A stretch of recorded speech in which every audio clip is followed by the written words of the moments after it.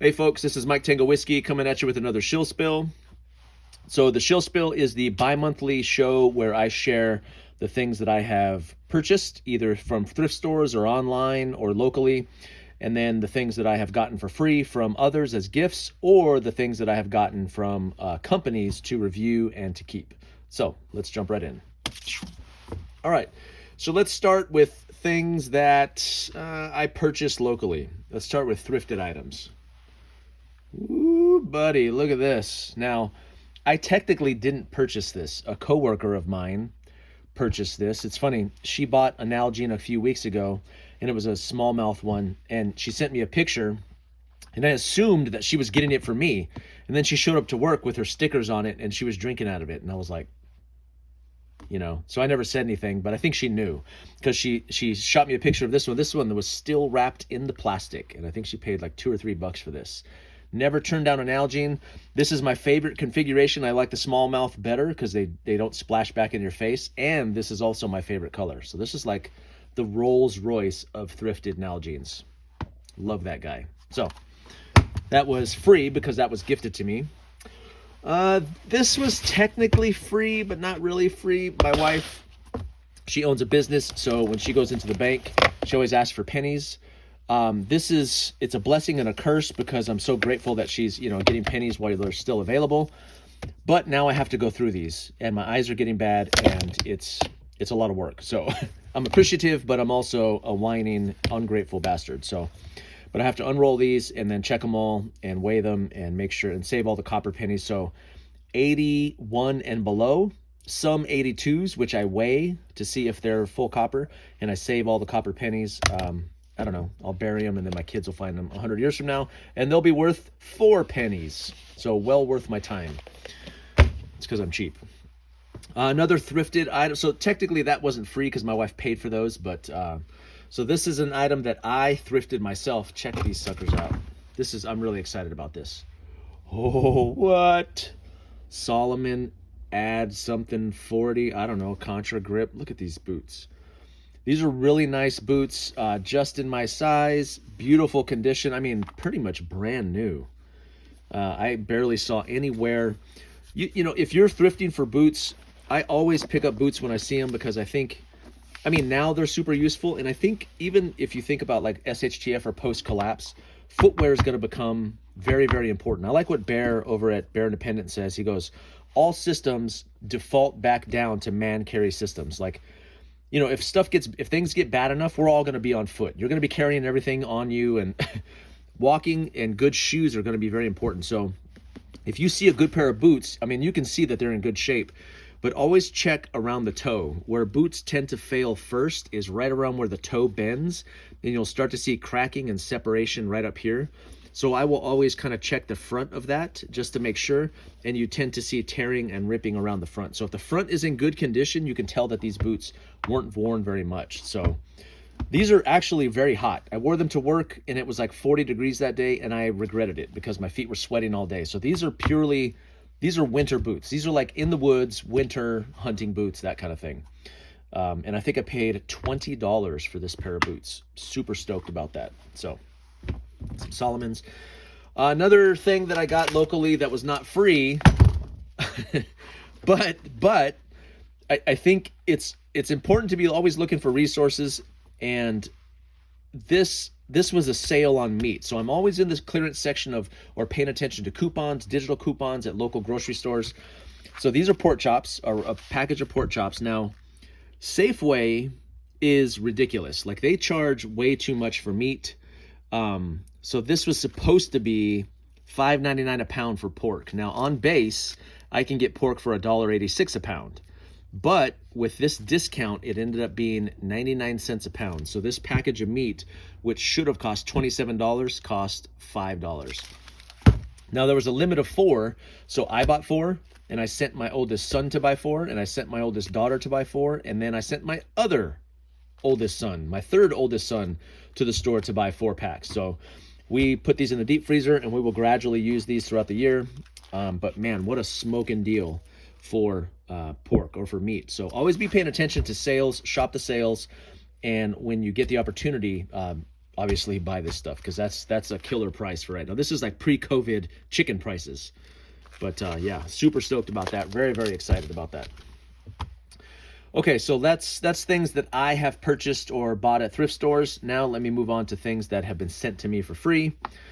So you guys know that I got a bromance going on with Chris from Wasteland by Wednesday. He runs a YouTube channel, and apparently he is an author. Look at this. An introduction. Did I already show his name? I hope I didn't. An introduction to the collapse of civilization coming faster than expected to a neighborhood near you. Yeah, collapse. Pretty cool. He signed it too. He goes, this book might scare you. If you read this, I'm pretty sure you will hate it, but no one is supposed to like it. And what I like about, I don't really read fiction, so I like that this is nonfiction. But if he writes anything like he speaks, I will enjoy this book. Plus, it's not too long. I have a short attention span, and this is like 160, 170 pages.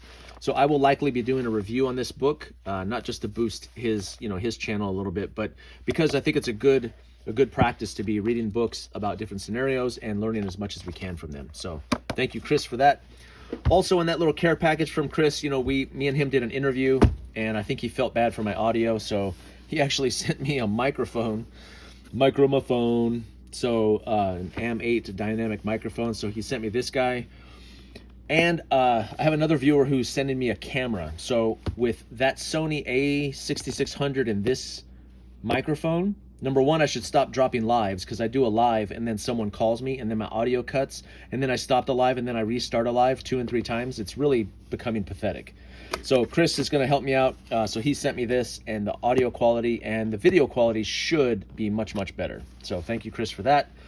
And then last but not least, he sent me this guy. I remember one of his videos, he was wearing this. He gets shirts done all the time, and he was there, and he had they offered him like a free sample or something, so he had my logo.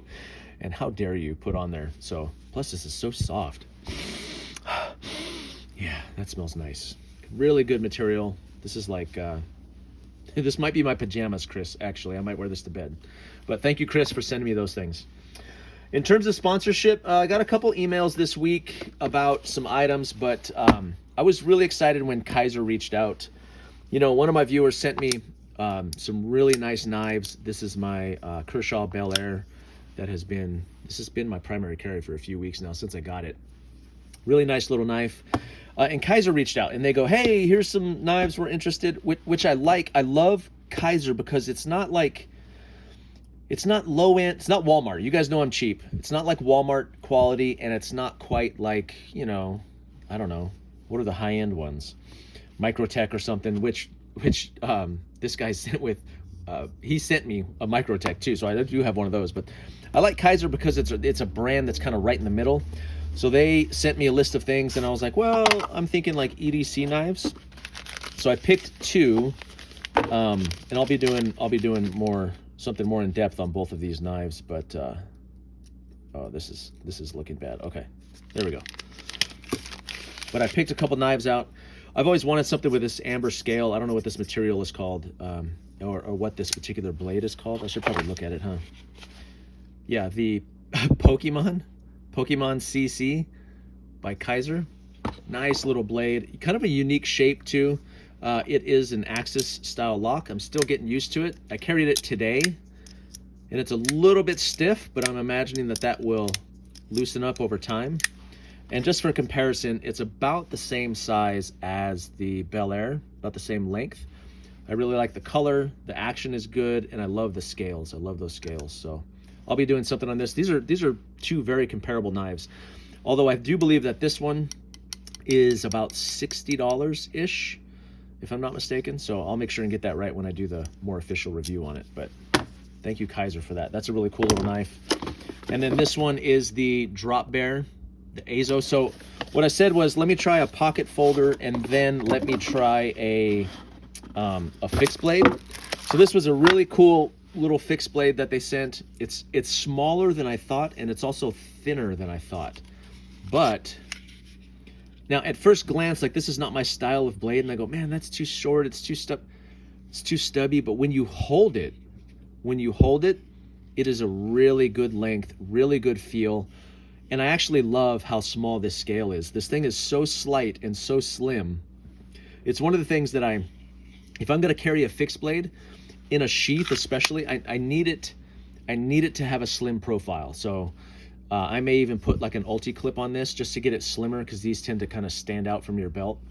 But man, what a great little knife. I love the little the choil right there. You can kind of choke up on it, and it has jimping all along the spine. This was really well thought out as a kind of an all-purpose EDC knife to give you lots of options. Even though it's small, there's lots of kind of purchase area to get your hand and your fingers around it.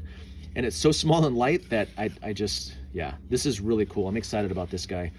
Also, something else that's important to me is silent sheath. Now, I have a press where if this was loose, I could probably press it and squeeze it down. But man, what an easy thing to get right. Like, it has to be silent. Like, if it's clicking and bouncing and, you know, making all kinds of noise, I don't like to carry it. But nice little blade. What is that? Is that a glass break on there? I don't know what that is. I'll have to check that out, see what that is. That might be a glass break, I'm not sure. But anyway, very cool little blade. So thanks to Kizer for sending both of these two things out to me, and I will be doing a review on them, just to give you a nice idea of length. So there's the Bel Air. This guy's really short. Yeah, it's even smaller than that guy. Really nice though. Anyway, I think that's it for the week. It's the Shill spill for the week. I appreciate you guys, and I will see you in the next one. Mike Tango Whiskey. I'm all clear. I wanted to film this post scene real quick, just like in the Avenger movies. I forgot to include this. Look at this thing. Look at this. 100% wool shacket with pockets on the top. Whoop, whoop. I got this sucker for free. Look at that color, too. This matches my beard beautifully. I got this for free because I helped my neighbor to move, and she gave me a box of clothes from the house that we helped move. Look at this. Booyah. Pendleton. All day, baby. Pop! Pop that collar. What do you guys think? I'm going to wear this every day for the rest of my life. So I thought I'd throw this in at the end here. This is Mike Tango Whiskey, and I'm all clear. For real now. I'm actually all clear.